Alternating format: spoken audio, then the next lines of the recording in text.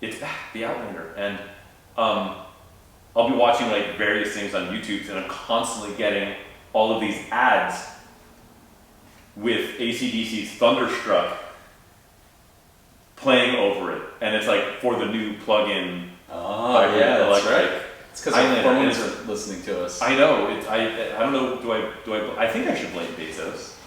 Always. Bezos. You think that? I bet you that was his like college name when he was just like a stoner. You think so? Jeff Bezos. Yeah.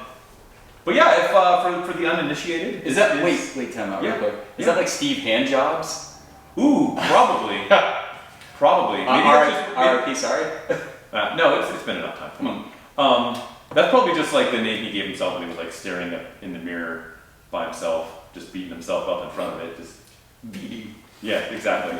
Steve Handjobs. Welcome back to another Pointless Automotive podcast. Yes, sir. We're a full service podcast here. We talk about cars and a whole bunch of other wildly inappropriate nonsense. Emphasis on service. It is, exactly, with a smile. Yeah, Jeets. Get some Jeets. But yeah, so that's the thing with the Mitsubishi Outlander. Like I'm getting all these ads every time I turn the TV on now for it. And it's probably me because I don't know anyone else that even knows that thing exists. Well, no, they're running a commercial now that like shows up on a lot of my YouTube too. And we talked about, I think you brought up how we make it more of a luxury brand, and they're highlighting the interior, which is like a luxury interior. Now. Apparently, it's supposed to be super nice. Very suggestive. They got a lot of Nissan running gear and bits and pieces. It's a CV2, so I'm a little. You think we underscore our influence level on this mighty? That's right. Yeah, we're now just like F plus, or are we just D minus grade, like in the level of global influence? I'm all about that D. That's true. That's why I'm here. But talking about all kinds of stuff we could be ranting about and really throwing our quote unquote influencer muscle or not or whatever. Yeah, I'm not an influencer. Please don't get influenced by decisions. Reverse influencing. Don't do what we say. Don't do what Tony Don't does. Yeah. But you know what really grinds my gears? Uh-oh. I think get on my soapbox. Yeah, I think we should go full. Should we just name drop various automotive influencers and stuff that like to do the kind of stuff that we're about to do? I'm gonna take the high road. You're not gonna go full Scotty Kilmer or any of that nonsense. And just rant about engines.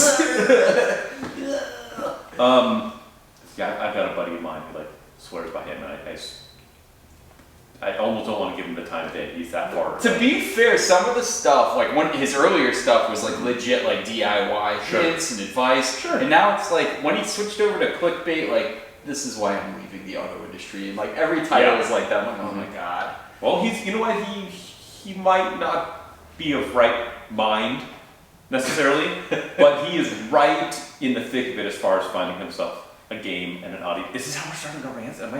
Are we going to start our rant episode about? I think we just Scotty Kilmer. It naturally segued in. Right. This is episode 20, Rant-isode. Yeah, and I honestly, I can't remember last time I've seen anything that guy's done, but it's just like not my cup of tea. But he is very good at getting the views and the clicks and the stuff, and if that's the route he wants to take, then he is welcome to do so. And if he's able to be successful and put money on food on his table, then so be it.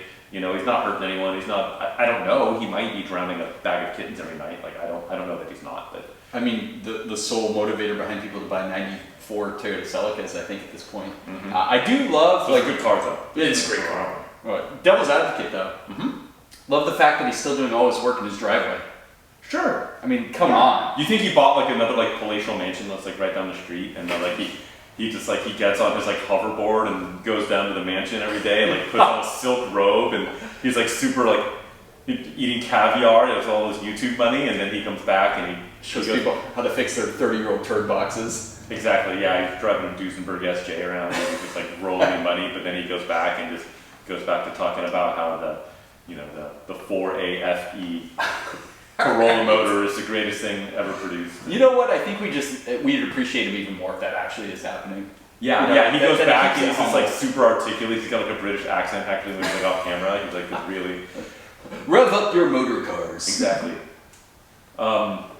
But yeah, and that's it's funny. Like I did not mean to go off on this tangent. But I think this is going to be a tangent-filled episode. Yeah, of our little dog and pony show here. Little rants we have, little things that in the automotive world. Yeah, but of course. Are we finally able to drink now? Is this episode 21? Yeah. Oh, 20, dude. Is it 20? Is it 20? It is. It's 20? Come on, man. What do you mean, is it? Didn't you just put episode 19 up this week? I know, but I've got 20 in the can. Not to go behind the curtain here, but we've got episode 20 in the can. This is 21. Yeah, that's right. This is 21. We can finally legally enjoy our ACDC themed beverages that we're enjoying today. Double brown ales. Exactly.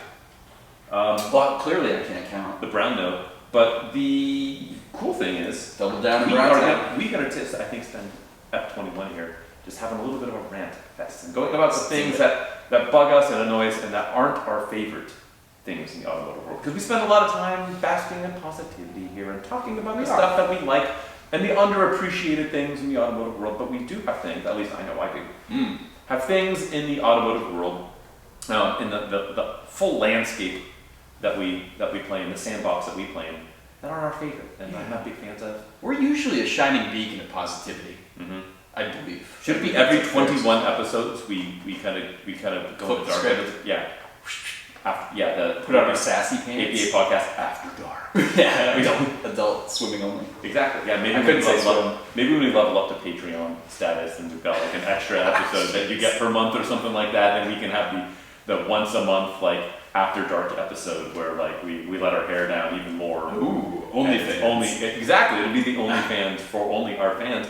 But besides, it's the same thing, just no pants. Exactly. Well, pants, which is they didn't start off brushless. Hands on the table. So what you want to lead us off? Is there anything? My eyes are up here, Frank. Exactly. Okay, yeah, I do have one. Speaking of YouTubers and things like that, I find it funny and like, I don't consider myself a YouTuber. I do it just for fun. Sure. Anyway, I was actually documenting all my projects. Anyway, my friends were more like, dude, just record this stuff and put it online. It's kind of funny and it's useful to people that are doing these weird cars, like who isn't. You don't do it for like the $8.99 per month check that you get. Isn't that much? Oh, I think I have to make more before I get a monthly paycheck. Well, there you go.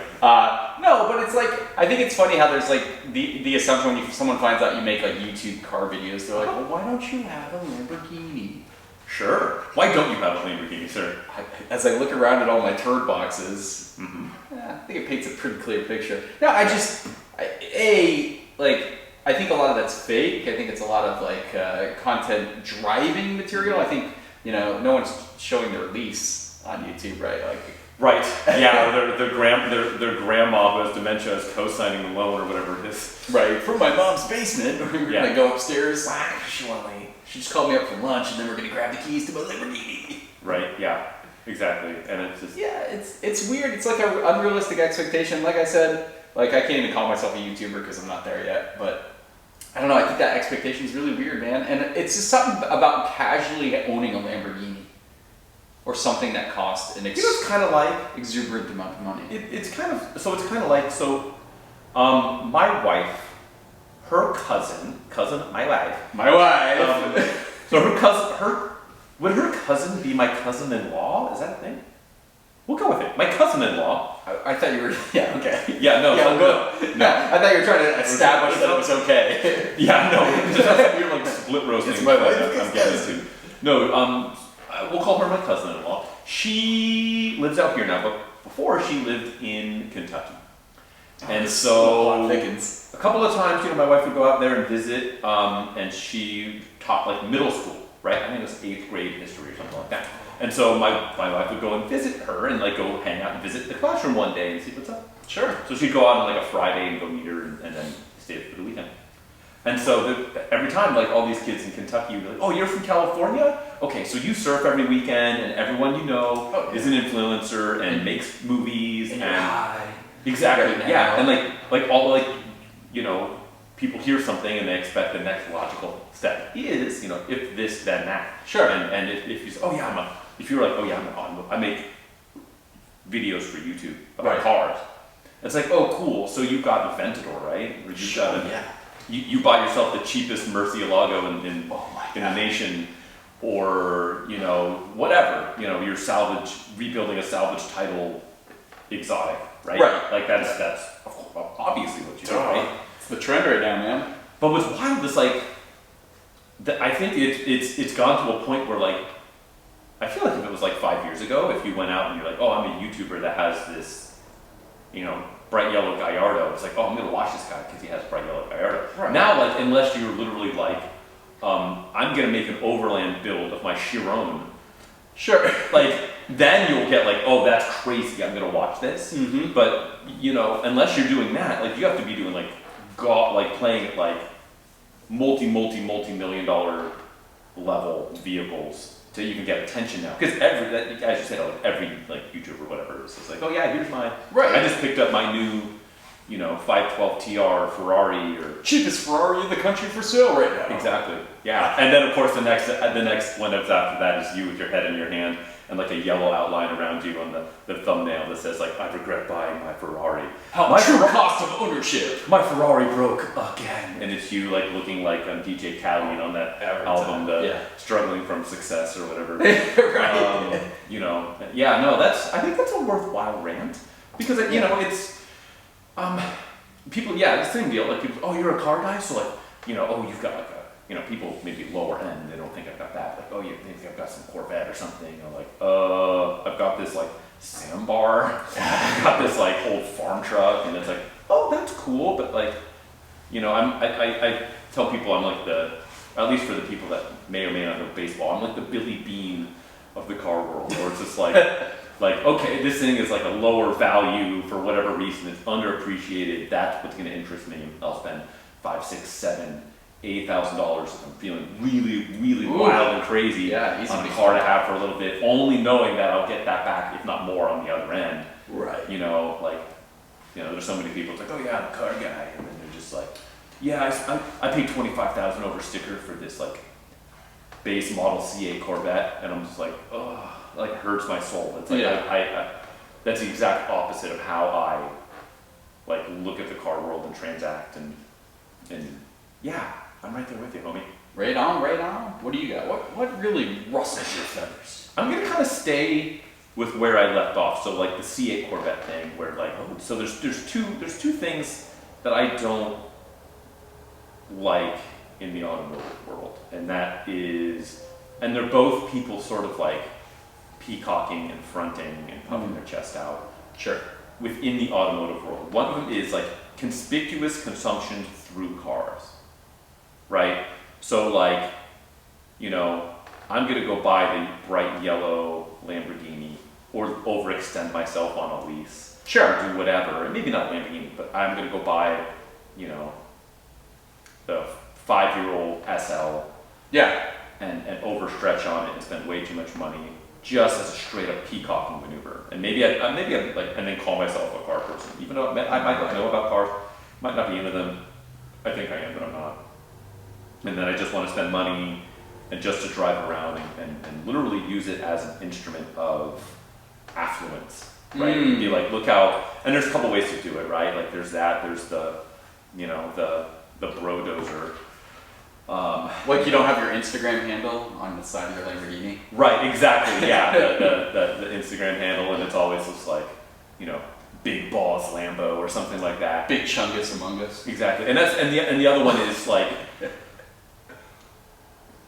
I can't stand, maybe my absolute least favorite thing in the automotive world is, how do I put this without sounding like a weirdo? I don't want to say like toxic masculinity, because that's got weird connotations to it. But like when you've got dudes who are like using their huge lifted truck as like, look how badass it is, and then like or like intimidating, you know, having like I feel like that's always been a thing, right? It's always been a thing, but like using it as this like, you know, like the custom license plate that says like, you know, whatever, you lose, or you've got that, and then it's like you've got the C5 Corvette. I remember when I was doing the insurance stuff, I looked at this guy's C5 Corvette, and the I'm trying to remember exactly how the license plate was. It was like LG SPDR leg spreader. Oh, was the license, the custom plate. you know, and then you have like the super, then you've got like the Punisher sticker like over the whole back window. What about the ladies with the old MLs? With the like blessed with all the diamonds and like hail to the print hail to the princess. Spoil. I guess that's the spoil. Well, that's the female equivalent of that, right? Right. Like, I feel like the yield to the princess, and then like the blessed with the TR, or too blessed to be stressed with the 200,000 mile ML with every check engine light on. and the bedazzled license plate frame. And the fluffy pink steering wheel cover. That's like, I feel like that's like, you know, the yield to the princess like sign on the back. Like, I feel like that's the female equivalent of the hyper masculine, like trying to be like genuinely like intimidating. You know, like my man takes care of me. Or like the sticker on the back window of the lifted truck, like, you know, like a rifle, like touch at your own risk or something like that. Like, just literally trying to be intimidating with your car is like the most like cool bro move possible. Like, it's so like if I meet somebody and I see them get into a car like that, I would immediately think significantly lesser of them. And it's probably my least favorite thing in the automotive world is like trying to be intimidating or badass, quote unquote badass, like in your car or with your car. Yeah, I let my Miata persona around it. I let my Miata speak for itself. Sure. As being a badass. Yeah, exactly. Yeah, the bright blue Miata. It's like literally the opposite. I'm the guy that bought the competition blue, quote unquote, Geo Metro convertible. You did, and we should buy opposite of that. We should buy a Firefly from Pontiac, but dude, I did look that up. I saw that. It's nice, right? It's really clean. It's like an analog for the blue one I had. But it's a Firefly, and it has a Pontiac badge. Right. I'm just saying, we can have some fun with that. Yes. That's fair. I hear you. That's probably my least, out of all the things, and maybe I should have saved my least favorite for last, but I didn't. I went right. No, it's good. Shoot your load at the beginning. That's good. Yeah, exactly. It's par for the course. What else? What else do you? What grinds your gears, my friend? Here you go, man. Here, this is the old mechanic in me talking. Mods before maintenance. Dude, you always want to hit stage 0, right? Stage. I don't know if my car's gonna run 100 miles before. Yeah, stage of disrepair. Dude, it's so often like these guys get these like, especially like the Miatas or when sport car. These guys went through a horrible phase. This E30 I'm putting my hand on behind me for those not visually impaired or they're not watching the right medium. So we have a beautiful BMW E30. These things got dirt cheap for a little while. Yes, they did. And kids beat the crap out of them. But guess what was often left behind? Maintenance. What coilovers did I get the E30 to handle? I'm like, well, how are your control arms? What's a control arm? Semi-trailing what? Ball joints? I don't know what that means. Yeah. Anyway, like and you see it all the time, and it's not just young people, it's people getting into cars for the first time or whenever that happens. Anytime the value on a car goes low, I don't care what it is. Especially if there's like the delta between the value of the car and the cost to maintain it. As that delta gets bigger, the more problems you're going to run into, right? Like your Maserati bi-turbo, that is worth nothing and is impossible to keep maintained. They look cool though. They do look cool. Yeah. That's an LS swap weight half. I think actually that's the most reliable maintenance item you can do is swap the engine out. Exactly, yeah. But you know what I'm saying, man. It's like the first thing they ask when they get on the forums or they get on the Facebook groups, and that's why I don't get in a lot of Facebook groups. Chat rooms. Yeah, and I really should, because like a lot of people like message me about my videos, like, oh, I've never seen anyone do this job, like the show or the Mazda Speed Miata, where I like walk them through. But like, surprise, guys, like this is the first time I ever worked on this BMW, and I jumped in with a timing belt water pump job. Sure. And people will ask, I'm not like you said, imposter syndrome. I get that all the time. I'm like, I'm not a real mechanic. This is the first time I touch this car, but I can help you if you have general questions. You're not like iCar Platinum and like ASC certified or nothing. No, like, I probably should. I joked about doing that. Like, I don't think I need to study, but yeah, that's okay. I've met some disastrously bad mechanics. Oh, we all have, right? Yeah. So. But yeah, it's just that thing really rubs me the wrong way because I don't want to seem like a dick, but like honestly, you jump into the mods, you jump into the performance improvers, and your car doesn't even have a good baseline. It's 2 quarts low, and it's like the brakes have been boiled over and over and over again. It's like it's ridiculous. Or the timing belt, like, oh wait, no, the garage wants this much money.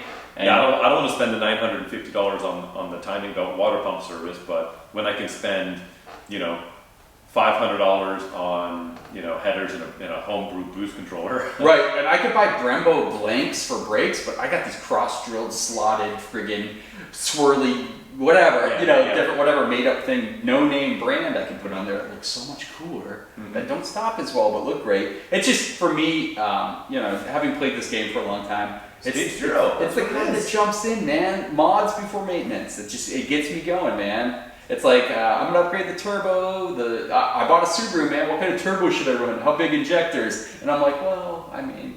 Has the diff and tranny ever been serviced?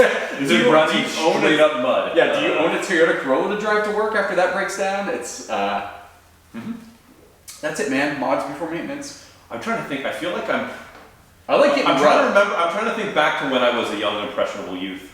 Because I feel like I probably definitely still are did some a of little that. Well, not young. At heart. At heart. Like I remember my buddy Griffin, if you're out there, when him and I both got like our first cars were straight up muscle cars. I had my Barracuda. It's wild. We found him a 70 Malibu. I can relate with my 90 Corsica. Of course, it's practically the same as this literally 70 Malibu. Literally, it was a 70 Malibu, old lady car. Bare bones as bare bones can be, except it was a Malibu, so it was a step up from the base Chevelle. Yeah. And a 307.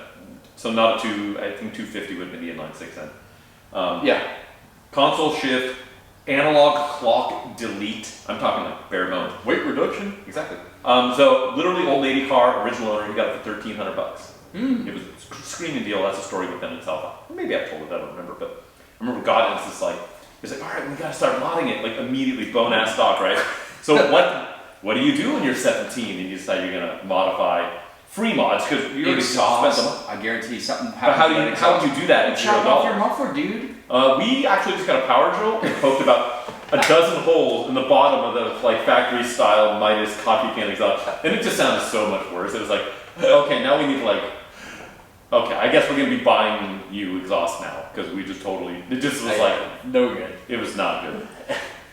Which is that is a mod. That's a lighthearted mod before. Before maintenance. But you gotta learn 17, somewhere. 16, whatever. I think we were 16. Maybe even it's a winger. It's a 15 and a half move. But yeah, no, I totally get that. The mods, yeah, take care of your cars and then beat it up. What rubs you the wrong way, my friend? Oh boy. You know what? There's a few things. I want to skew modern for a second. Okay. And look out, auto industry, here it comes. I know. And this is one, it's kind of lame, but I'm gonna say it. So there's much to do about all the haptic feedback. Oh boy. Buttonage that's coming into vogue now. Where it's just there's no physical button. It's basically a miniature screen, or it is integrated into a screen, and you push it. Okay, boomer. Yeah, exactly. I do like my buttons. Yeah. But I do understand why, and integrating a lot of stuff there into it, and especially if you're talking voice command stuff. Yeah. That takes some of it. I don't know how it works. Like, use okay Google, and I probably just ruined somebody's house, right? If they're listening to this. In their home, I just turned on their googly machine. But yeah, or you say okay car or whatever, and it does its thing like that. It eliminates some of that exactly. But I'm kind of going through this a little bit because we've got replace the old 80s car with the I tried to avoid saying my life. I replace the old 80s car with a new one, but we're putting a modern stereo in it. So it'll have something because it has a tape deck CD player in it. But it's going to be cool because it's going to all the instrumentation and all the controls are still buttons. It's an 07 Highlander, so it's got all the HVAC control is separate. So it's going to have a modern infotainment touchscreen with all the modern amenities that come with that. It's going to have Siri built in it. That's pretty cool. Yeah. But then it's still going to be like, oh, I need to turn my air conditioning down. I'm going to keep looking at the roadway and just turn it up. Or I need to change the volume. There's just a button on the steering wheel. But then it's going to still have the hey Siri, get me to the nearest gas station. See, that started, and it will do that. That's and it's going to be the happening. best of both worlds. What was that? The mid 2000s, they started integrating infotainment with controls of like climate control and everything else, which is yeah. The old RX had all the climate, not all of it, but other than like you could turn it off, you could do the temp up and down, and that's it. If you wanted to adjust fan speed, there was the infotainment screen. You had to hit climate, and then you had to push the button. Same with like the LX470, my 2006. Which was a shame because it was before that it was separate, you know. But they thought, hey, it's the future. Let's combine everything. Also, like on your rant to like piggyback, touch like haptic feedback and touch buttons on a steering wheel. Take a button off the steering wheel. Yeah. Yes, but take away from your driving focus, right? Because I can reach over and turn a radio up on an old '90s car, and you know how to think about it. You know, turn the vent on, cold, hot, red's hot, cold's blue. But you're not taking your eyes off the road with these new ones. You're like, am I touching the right button? What's going on? I agree. I think there's a safety element baked into that. There's a couple, and I think there's some stuff where I think the new Mazdas, it's a touch screen. They have like a little controller that's separate from it. But the moment you start moving, it disables the touch screen. Yeah, I remember that being a safety. But I think, so it's a little clunky, but what I think is like volume, fan speed, temperature, heated seats need to be controls. Maybe a mute button. It needs to be its own button. Everything else you have buried. Like I don't, I don't particularly care. I mean, some people will complain about like, oh, you have to go through like 2 menu clicks to customize your setting for if you want your sport exhaust to be in sport or not or whatever. Maybe that's a whole other thing. I don't drive cars that have any of that kind of stuff. But if I did, I feel like, well, I would just set it like once or twice, and then I don't care if it's buried. Like. But I do like the old drive modes and stuff like that. My Stealth Twin Turbo had the exhaust button.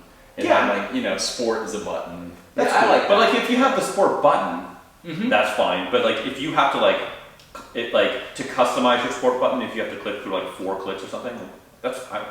It's better than the volume being buried in a... Yeah, you gotta click 3 times to like mute it because you've got an incoming call or something. That's silly. True. If the navigation you talk to it, like okay, but having the cars where like everything is buried in a screen. Like, that was a thing they tried to really simplify by. I'm with you, man. Bring back buttons. Buttons, bro. Physical knobs, buttons. Not for everything, because there are people that'll die on the hill that like everything needs to be a button. What was it? I'm not on the hill. Mid 2000s Audi, right? It had like just buttons. Saabs were famous for that. Like that center stack on an old Saab from the Grand Am with like the 40 button steering wheel. On the steering wheel, right? Yeah, they look cool though. That would be cool. So when you die, you have buttons. It's a little bit of a get off my lawn, but not really. I'm right in the middle on it. But I guess the rant is like I want buttons, but there's also a whole crew that's like, no, the infotainment garbage because like some mildly obscure things are buried in a menu. It's like I just want like the top 4 things that I ever touch whilst driving. Yeah, that needs to be a button. Everything or a knob. Team knob. Sure. Yeah. But otherwise, and they're reacting to that. A lot of that's coming back. Like a lot of even touchscreens are having. Yeah, I think Honda did a thing where like everyone hated like the Accord came out and it was all touch or the button that like I'm gonna change the temp and you have to like beep. Oh god, that's annoying. You have to push it like 35 times to go up 35 degrees. In 30 years that won't work. Yeah. In 10 years it won't work. Yeah, when you're eating Cheetos and stuff while using adaptive cruise and you get like Cheeto dust on the haptic touch and it won't work anymore.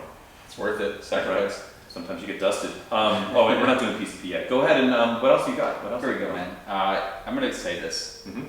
Cars with lightweight wheels. So I got these awesome RPFs. Rotating mass, bro. The corner or the. Think of the ring times. Yeah, it's rotating weight, man. It's improving my performance across the board. What kind of tires are you running? Oh, they're used. Oh wait, no, they're all season. They're 540 treadwear. Yeah. It's like I see so many cars with these guys that are just either going for the look or they're preaching about how the lightweight, man, it helps with the weight balance, there's less rotating mass, blah blah blah. Oh, cool, what kind of grip you running? Oh, 540, like. Oh, I don't know. They were on it. I got a killer deal on Facebook Marketplace. Pep Boys, no names. They had them on the shelf, clearance tires. Yeah, your Nanking, whatever. Pleasure cruise or something. Yeah, it's just you see these cars and they're just following the popular trend, whether they like the wheel design for just how it looks or that it's so popular with the actual people that race their cars or track their cars and they just throw Uncle Joe's used tires on there. Exactly, yeah. The local no-tell motel for cars. Yeah, this stock Miata with RPFs is like legit street or trackable, buddy. And you know, they buy those hyper light aftermarket wheels as if they live in Germany and they have the world's best roads, and then it's just like you breathe on a pothole, or you know, whatever, you have a couple too many spicy beverages and you hit a curb or whatever. Yeah, and just destroy everything. And then here's the thing: if you can't afford to put decent tires on with those wheels, you certainly can't afford to replace one of these. You mean that's why these wheels cars to match? That's why they're for sale with one of the factory wheels on it in the 3. I've got a exactly. cracked one in the trunk, man. My guy says it's totally repairable, and it's like inside out. You're like, JB yeah, Weld. exactly. Yeah, your Velocity 22-inch chromed wheel is not repairable, my friend. But yeah, that's just my rant right there. Is the folks that go all in for wheels, and who cares about tires, man? Screw that. Overrated. Yeah, Overrated. who cares? What do you got? I know you got something else over there. You know I do. So one thing I want to explore is, so right now it's really easy to kind of like complain about like gas, because gas, at least out here in California, is if you're paying $6 a gallon for regular, you're doing okay. Yeah. It's definitely an entire nationwide problem. It is. Yeah. It is. It's nationwide. We get the taxes and such here. We get hit a little bit harder with it. But the thing that bugs me is if you are, you know, John Q. Public, and you have a job to commute to, and now you have to pay an extra $30, $40, $50, $100 a week in gas, you absolutely have a soapbox to stand on. Sure. And preach and yell and complain about with regards to gas prices. Yep. What bothers me is when somebody who has their, you know, back to Mr. or Mrs., I guess, fully lifted Brodozer F350 4x4 crew cab, Carolina squat, truck nuts. Props to truck nuts. Exactly. You know, raged out pit bull chained up in the bed of the truck, blasting nothing but Godsmack, vaping and smashing Monster energy drinks, and they decide that that's their daily commuter. Yeah. That's how they want to live their life. And then you get that person complaining about fuel, like the price of gas. If that's how you choose to get around and do your thing, yeah. Let alone, you know, or the same story with like, oh, I've got 6 cars and they're all enthusiast cars, and maybe I have a decent daily driver, maybe I don't know, but I'm gonna complain about fuel prices and stuff and be like, oh, somebody's heads have to roll, or I'm gonna put some weird political sticker on the local fuel pump, or I'm gonna, you know, go on next door and say that, you know, everyone needs to do whatever, and I could care less about X, Y, Z and whatever, but just like get up on a soapbox and preach about like how we're getting drug over the coals and heads need to roll because I'm paying $6 a gallon. No, you don't get to have an opinion on that. Like, just you've made your bed and the wind has shifted and now gas is expensive and now you're mildly inconvenienced because you can't drive your you know, you can't live your full Trucktober life, or Truckuary, or Trarch, or whatever truck month is called nowadays. Truck, yeah. Yeah, I don't know, it's a little, it's mildly annoying. It's bothersome, because it's just like, if you're really that concerned, like, there are other options. Like, you weren't concerned when you were getting 11 miles a gallon at best on the freeway. Right. To take your one kid to soccer practice and you know, to the local pub and back. And now that it's going to cost you a little bit more money, like you were already burning the money, you were already torching your wallet due to your own choices. Like, yeah, you shouldn't be allowed to complain complain about fuel prices. I don't know. Maybe I'm shaking my. Maybe I'm going old man yells at cloud, but like maybe. It's tough though, right? It's tough because like if you're driving a truck and you need it for work, I understand that. Sure. And I've got that Land Cruiser out there is not a very fuel efficient rig. It's not, but you're not. That's not your own. You have not chosen to make that daily commuter. But I'm kind of lucky. Some people can't have a secondary vehicle, and some people don't have the parking spots. And I'm not talking about person with secondary or third there, or that can't afford that vehicle. That's if you have to, what I'm getting at is, and kind of what I alluded to before, like if you have a single car and it has to be, let's say you're a plumber, yeah, or you drive a box truck because you deliver bread all around your local municipality. Like, yes, you should be upset about driving your bread truck and it impacting your business. Sure. But if you choose to drive, the Brodozer Vape Edition, Rockstar energy drink sponsored. What Godsmack? Skullmobile. What Godsmack song do you listen to? Voodoo? Oh, I stand alone. Like that's what I picture coming out of the truck. I just like Voodoo. The raved out pit bull. I like Voodoo because it reminds me of the Mario Brothers music. I don't know how they didn't get a copyright thing there. It's like the desert level of Mario 2. I feel like every Godsmack song is about like being left alone or like stay away from me. Like it's all about But that's what I picture coming out of the 22-inch by 12-inch wide narrow profile, mud terrain tire. Yes. Ford F-umpteen50 Silverado 4500 dually that will never ever see a dusty road with the Skyjacker edition lift kit. I'm with you, man, and I don't want to veer into political conversation. Sure. I'm not. That's a slippery slope, my friend. The funny thing is, like, I don't get involved in politics because I'm self-aware to know that I don't know enough to have like a strong opinion. But most people don't know that they don't know enough. Yes. Right. So that's why I try to save face there. But honestly, I agree. This is like a living within your means kind of conversation where that conversation needs to be had with most people, right? Like, why do you have this car lease? Why do you have this mortgage payment you can't swing, right? Yeah. So back to the YouTube releasing the Bugatti or whatever. Yeah, right. Can you lease a Bugatti? I don't know. That's a solid question. But yeah, like just hope I run into that problem somewhere in life, right? Ask myself, like I lease or buy? Bugatti. But I mean, if you lease a car that immediately appreciates, like, is that a That's a damn do good they pay investment. you? I wonder if they up your lease payment. Well, no, Can it they should do be. that? So in theory, at least is you're buying the depreciation, right? Like if a car depreciates heavier, your lease should cost you more versus if it like hardly depreciates, your lease should be less because the residual is higher and you're paying use and depreciation with mileage and age. But the original lease value is determined based on the value of the vehicle. The value is appreciating, so that lease should.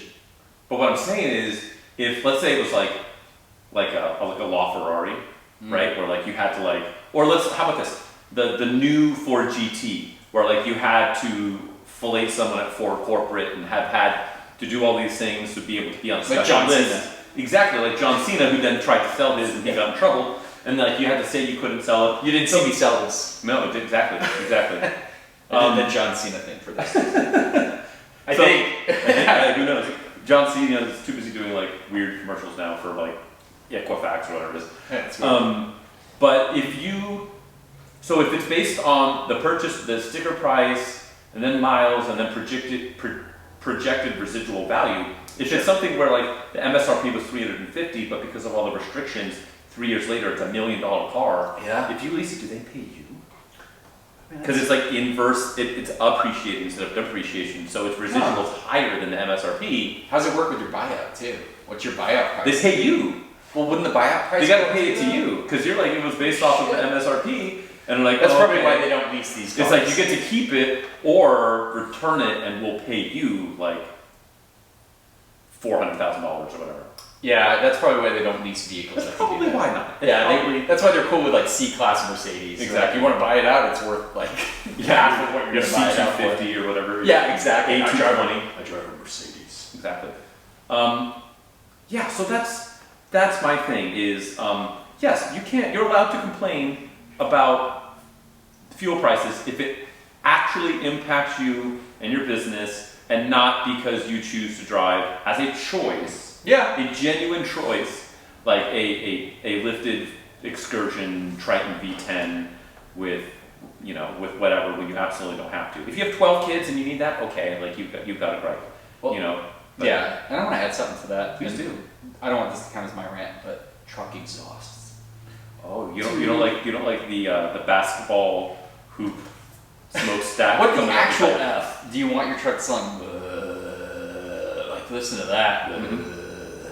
You guys know what I'm talking about. What makes it more interesting when you roll coal and like Fair enough. woodland animals could have been hibernating in there and come firing out of your. Yeah, you could displace some coal, but I mean, just for regular truck exhaust, good lord, it sounds horrible. Like, if you're not going anywhere. Or ex-rental 6-cylinder Dodge Charger. When you're automatic downshifts and you're just still not moving. Torque converter locks up. I was just a mini rave. No, I'm with you, man. Yeah. It's your choice, man. Die by your own poison. Well, speaking of choices, I mean, we'll probably have to revisit the rantage. Do you have any other last rants, or do we want to maybe do some quizziture? Parting shots, burble tunes on everything.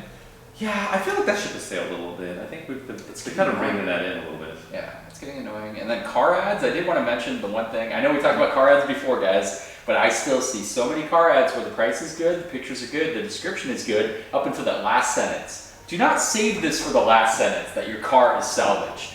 Well, you can tell immediately, depending on the price when you click on it, and then also where it's located. Here in Northern California, you're like, oh, that's in Rancho Cordova. 100% chance that car comes outside. Right. Put that shit up front, man. Sure. You know, justify your ad price. I hate that. Or like a major minor accident. Yeah, or transmission needs to be replaced. Yeah. These are all in the last sentence. Transportation needs transmission to be built. Like, no, that's not how this works. That's all I got. And then crappy photos. I think that one's near and dear to your heart. Yep. I don't want to see car ads with photos purely from someone's car on the street, where I don't know if you own the car or you're walking by this car. Show me an interior. My favorite is the interior picture taken through the side glass. That's what I'm saying. Reflection. Show me that you could access the inside of this vehicle, please. The club is on it. Yeah, but still rock the club. I don't think I've seen clubs. I see them in photos every once in a while. I feel like that's something like if you want to like go to Ratwood or something, like you put the club on the car. I think you do if you have like an EG Civic, you still put that. Well, yeah, because it will still get stolen. It'll still absolutely with a screwdriver. Yeah. Pretty much. Cool. Well, I like that. We'll have to do more. But do you want to fire something at me? You want to challenge my knowledge? I kind of found something. Let's see if we can do this one. Okay, let's see. Maybe I'll fail miserably. Maybe I won't. There's only one way to find out. So this is our automotive print ad quiz section, where we find a hopefully not too obscure. Find out. 80s, 90s, early 2000s automotive print ad. And we read it, omitting obvious details. Sure, make, model, year. And the opposing force sitting across from the table has to identify what vehicle you're talking about. Yep, I will be that opposing force today. Give three guesses, buddy. That's all you got. I get three, maybe some hints in between the guesses. If I get them wrong, but I won't. Come at me. Are you ready for this? I'm ready. I was bored. This my middle name is Danger. This ad shows a striking vehicle in what can only be described as beige. Beige, okay. This is a two-pager. It's a Lexus, no. Yeah, ES300. Yes. Final answer. Big ad across the top reads, our new power tool. Ooh, okay, interesting. Blank's newest power tool arrives ready to work. It's peppy, 12 valve. 1,488 cc engine delivers the horsepower you need. I do need it. So very specific with the displacement, okay? Yes. And the valve count. Maybe 1.5. We'll see. We designed. You're up in it, dude. We designed the blank tall for its length and width, so there's more room inside. Tall for its length and width, not girth. We sloped the hood for better aerodynamics and visibility. It makes for a very efficient. Wait, what? Casually drop it has invisibility in the middle of the print ad? And visibility. Oh, I heard invisibility. Yes. Sorry. Well, there is a hidden button. Oh. Okay, so this is some more some performance stuff for you. Okay. Front wheel drive is standard. This is the big one. Standard. And 4-wheel drive is available. Okay. This is one tool you'll never leave in the garage, unlike your flashlight. Right. Even the windows work diligently. Who says that? Who says that? Okay, all I who know wrote is, this? You know, How can I get you know who wrote this? The Japanese. 100% chance is a Japanese ad based upon that. Yes. Well, the displacement probably too, right? Okay, so tinted glass, rear windows, and front door glass. Defrosters come standard. So does the rear window wiper. The window wiper. Remember the scary stories to tell in the dark? All right, this is a large toolbox. It can carry anything practically with fully adjustable seats that fold flat and 9 useful storage areas, compartments, and cubby holes. And there's a parenthesis here. I'm not even making this up. Okay. Saying one's a secret. Ooh. Oh boy. You'll have to go to your nearest dealer to find out. That's on my Tinder profile. One of my holes is a secret. That's right. That's right. You have a second belly button. Exactly. And that's my butthole. There's room for the whole family, and we didn't forget to include child-proof rear door locks and safety seat anchors in the back seat. Okay. Front and rear stabilizer bars make it fun to drive, even if you're just tooling around. That's it, baby. Oh boy. Okay, What are we dealing with today, Frank? Come on. So I have some thoughts that come into my head. I'm thinking this Hopefully is about my holes. well, Secret hole. that ship has sailed, and my pants have been soiled. Mystery But okay, so I'm picturing like a tall wagon, short nose. You said front wheel drive standard, optional all wheel drive. So I'm in my head, and just the way they spelled this, the seats can fold flat, and it's a toolbox, so it's a boxy thing. Yeah. Absolutely has to be Japanese, just based purely upon the way this thing is written out. Sure. So I'm picturing something, perhaps a Nissan Stanza. They had the big wagon that had the B-pillar delete, which was bonkers. But it was wild, right? Yeah, something like that, although I don't think spacious. this has a 1458 cc or whatever we're working with. Well, I'm going to round it up to a 1.5. I don't remember what that has. I want to say it was a 1.6 in that, but I don't remember. Yeah, and I don't remember. See, a 12 valve, so a 3 valve per cylinder. I'm assuming 2 intake, 1 larger exhaust. Probably single overhead cam. This could be again, with the displacement, I don't remember exactly what the Mitsubishi Expo displacement was. The thing with the Mitsubishi Expo and the thing with the Stanza is those both had really kind of unique door situations that I think would have been mentioned in such an ad. Right. And they said child safety doors. So that's plural. I think the Expo, at least initially, was a single sliding door on the passenger side and not 2 rear doors. Well, all it says is child-proof rear door locks. Locks, plural. Yeah. There's plural locks, so I'm going plural doors. I think this is, and the one I'm catering to, is going to be the, in modern parlance, the Wagano van, which would be the Honda Civic wagon van mashup. I think they simply called it, I don't know if they gave it a swanky name. And in my head, I'm thinking this is a first gen one, because in the second gen one, the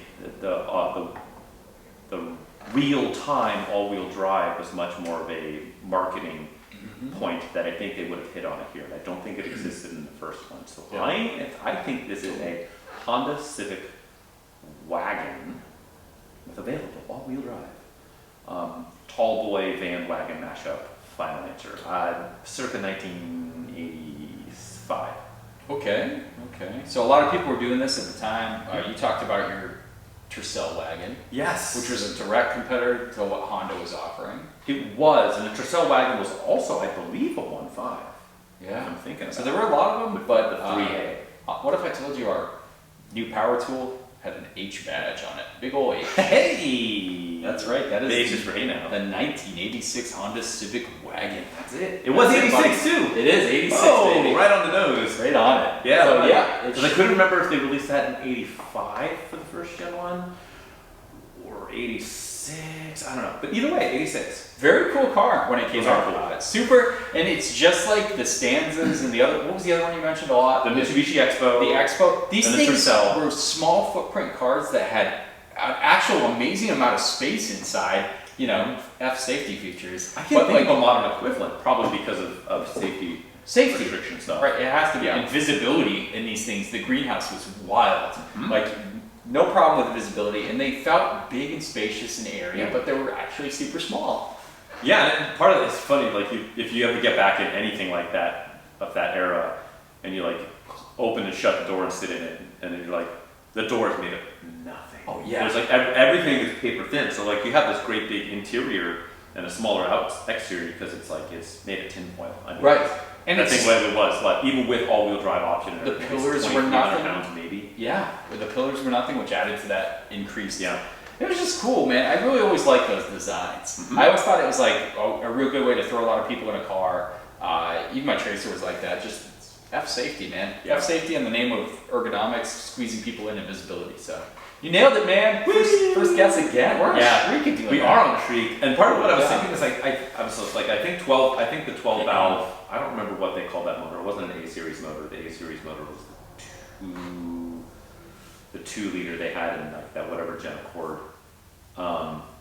Yeah, that's so weird. But I did think they did that. The Honda of that time period like to do odd number, which was weird. Not a lot of people did like a 1.5. They had a D15B, which was a JDM engine that was really good too. Yeah, Toyota. The only Toyota one I can think of that did that was like the 5 valve per cylinder 4AGE, like the black top and silver tops. Toyota had 1.6 and 1.8s. Was what they were popular for. Yeah, they did have the 1.5 in the competitor to this, the Tercel, but that was just an 8 valve variant, very low tech, 63 horsepower. Carbureted. Yep. Cool, man. Well, that's it. How about let's celebrate with some hard drugs. You know what? I've been sitting here jonesing for some PCP. Let's do it. After that pizza break, we need a pick me up. Yeah. Well, speaking of pick me up, what do you want me to go first? Do you want to go first? What do you think? Why don't you kick us off, man? Give us a little PCP update. Well, so my PCP update, if I remember last time we were discussing the final demise of the RX 330 and how it's going to be replaced with the hybrid Highlander. The hybrid Highlander, there can only be one. So tomorrow, what's off his head? Exactly. Tomorrow it's got a hot date. Nope. So I decided to, because the rest of the car is, there's really only 2 faults to this car, outside of paperwork, which is to be determined. And that's not the fault of the car. That's an insurance company situation I'm still working on. But so the old Lexus is gone. I've relinquished it to the clutches of insurance. They have picked it up. It is gone. I'm waiting on a check from them because they decided that they, back in my day. When I was a youngin' and I was doing the insurance stuff, everyone would always lose their title. Yeah, that's just the thing, right? Like, you have a car for a long time, it's your daily driver, you don't think about the title. I'm guessing they have to source the title on their end. Well, they would say, hey, do you have the title? And you're like, yeah, I think I do. And you're like, oh, just kidding, I don't. They'd be like, okay, fine, like, sign this app for due. Doesn't really matter. Yeah. Right? No big deal. Paperless title transfer, we have the technology. Well, now, apparently, since I have left the field, they're now saying, oh, no, we need an original title. So if you can't find your title, which I can't, because this car was like mine, but then it went to my mom, but it was registered in my name, and so I don't know if she has the title or I have the title or whatever. Exactly. And so I can't find the title. So I'm like, okay, I'll just sign an app for due. But like, no, we need an original title, and we have to have it in hand before we'll pay you. So go to the DMV, get it due. And I was like, dude, you don't know California DMV, that's like a month, that's like a 2, 3, 5 week process depending on how deliberate or making that appointment is going to be like 2 months out probably. And you took the car away, so I'll sign an app for due. I'll hand it to you in person, whatever you want to do. You know the car's registered to me. There's no was the title that juju in the car. The title's not in the car. Oh no. So I have this Highlander. I still have it. I haven't paid for the Highlander. Thankfully, I got it through this client of mine who was able to, kind of sandbag it for a little bit until I actually pay the freight on it. Knows a guy. But it's on my insurance. Yeah, I know a guy who knows a guy who can get you anything you want, including a Toyota Highlander hybrid. So I have the car. The 2 things other than that snafu, which is no fault of the car's, is the tires are old. They have life on. They have tread. They're not exactly rotted out, but they're date coded. Yeah, you said 2010, I think. 2010. Yeah. Yeah, they're date coded 2010. So they're a bit ripe. So I'm gonna trade. Thankfully, it's not wet here in Northern California at the moment. I have some time. It's not unsafe to drive, but it will be here in a minute. And so I've got tires on order through Costco. It's gonna be like $780 for a good set of Michelins. That's awesome. All seasons. Those are great tires. Yeah. So those are coming through, and that's mounted, balance, taxes out the door. Cool. About as good as I can go. So those should be here any day, and then replacing the stereo. So that's got its appointment tomorrow for a brand shiny new. I think it's a Pioneer. Oh. It's no Blaupunkt, but No. removable Blaupunkt. But it's gonna have all the things, all the Apple CarPlay and all that. So that's happening tomorrow, and that's like $1,200, I think. Install, tax, outdoor, and that's including. I'm having install a backup camera too.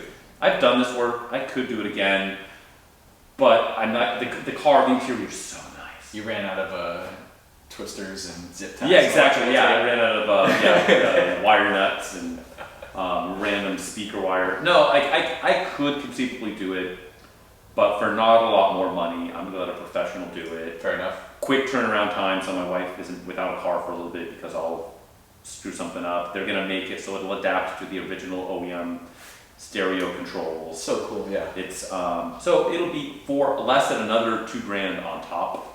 Worth it. Modernize it. Yeah, considering I'm getting a good deal on the car and getting Yeah. way overpaid on the total loss of the Lexus. Hell yeah. That's it. So that's the progress. So that's going to be man. fully ready to rock and ready for another 100,000 miles here as of hopefully the end of the day tomorrow. Dope. And that's my progress. How about you, my friend? What do you got cooking? My flavor of PCP is still E30 variety. Delicious flavor. You turned over to me a E30 that had seen a little bump in the night, perhaps. Yeah. Hit a night crawler. Hit something. Night moves. Driver's side, front. I don't even know what do we call this part of the bumper? It's kind of like the lower valance. Yeah, we'll call it valance. Took a serious knock at one point and kinked it up pretty good. And this is the age before plastic valances. So this is like total steel, not aluminum. So it needed to be bent down. Steel. Yeah, totally needed to be bent down. Pry bar hammer, but you got to be careful because once you kink or like put a crease in steel, good luck getting that out. So did the best I could, got this, and then the bracket needed to be repaired for the fog light, so I got that straight, and on top of all that, it got a fresh coat of paint, and it got the lower lip attached. I saw that. So primer, paint, and clear, sanded, it looks nice. It like, the car finally has come together, because I only saw it, once you gave it to me, with obviously the damage and the fog light being off, it like detracts a lot, because the E30 is like one of the best iconic front ends of any BMW, like, period. Not nice, just the 3 Series. upright. Yeah. Doesn't have an enormous grill that will swallow up like random rodents and things. No, just a super cool design. Definitely don't go over parking lot like little blockers for parking spaces because that's how you break that lip. Yeah. But the challenge in attaching the lip obviously was most of the clips died and whatever got cataclysmic impact. Yeah. So at the end of the day, the car looks fantastic. I also touched up all the side trim, which fades with time. All the black lower trim. Mm-hmm. So our E30 is looking damn fine with the wheels we did. I'm super happy with how it looks right now. You think E40 drives an E30? At one point in his life? Maybe. Ooh. Yeah, I don't know. He might. Maybe. He might. It's a little conflict of interest. Maybe he was waiting at a traffic signal in his E30. So E40 was in his E30 waiting at a traffic signal when he had the idea of telling him when to go. Was he on I-40? Ooh, where is I-40? I don't know. It just sounds like it works. I-40, E30, I-5. Tell me when to go. Imagine all the Hebrews going down, dancing on top of chariots and turning tight ones. Ooh, tell me when to go. Yes. Exactly. So, on that note, should we be on to the next one? We should be on, guys. Obviously, follow along on YouTube. Follow us on Instagram. Yeah. We want to put some adventures on our YouTube. I know. We're getting there. I need to check out some stuff and need to put some stuff on there so we can make it visually compelling for you to join our cause. Yeah. It is free to subscribe this month only. It is. Yeah. And every other month. Yeah, and all of month until the end of time. But no, thanks for listening along. That actually helps us keep this thing going. So tell everybody.